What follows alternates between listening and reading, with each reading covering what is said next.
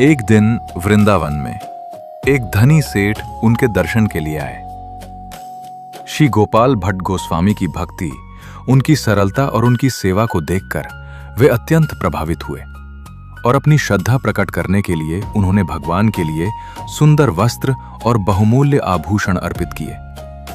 परंतु एक समस्या थी। श्री गोपाल भट्ट गोस्वामी जिनकी सेवा करते थे वे शालिग्राम शिलाएं थीं, गोलाकार, सरल और अलंकरण से परे। उन्होंने विनम्रता से सेठ से कहा कि वो इन्हें किसी अन्य भगवान को अर्पित कर दे, परंतु सेठ नहीं माने। अंततः गोस्वामी ने वे वस्त्र और आभूषण रख लिए। उस दिन उनके हृदय में एक गहरी वेदना उठी। वे स्मरण करने लगे उस लीला का जब भगवान ने अपने भक्त की रक्षा के लिए स्तंभ से प्रकट होकर नरसिंह रूप धारण किया था, और उसी स्मरण में उनके हृदय से एक प्रार्थना फूट पड़ी। हे मेरे प्रभु, आप अत्यंत कृपालु हैं। आप अपने भक्तों की हर इच्छा पूर्ण करते हैं। काश मैं आपकी सेवा कर पाता, आपके साकार दिव्य स्वरूप में। आपके करकमल, आपके चरण कमल, आपकी वह मधुर मुस्कान और आपकी कमल जैसी करुणामयी आंखें।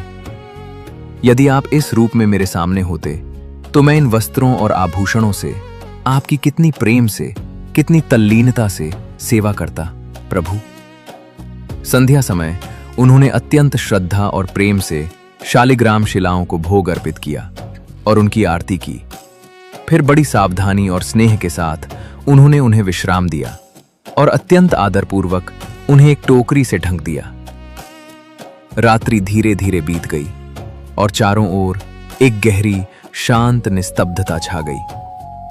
प्रातःकाल श्री गोपाल भट्ट गोस्वामी यमुना स्नान करके लौटे, और जैसे ही उन्होंने अत्यंत श्रद्धा के साथ उस टोकरी को हटाया तो वे स्तब्ध रह गए। उन शालिग्राम शिलाओं के मध्य अब एक अद्भुत दिव्य स्वरूप प्रकट हो चुका था। त्रिभंग मुद्रा में बांसुरी धारण किए हुए स्वयं श्री कृष्ण। जय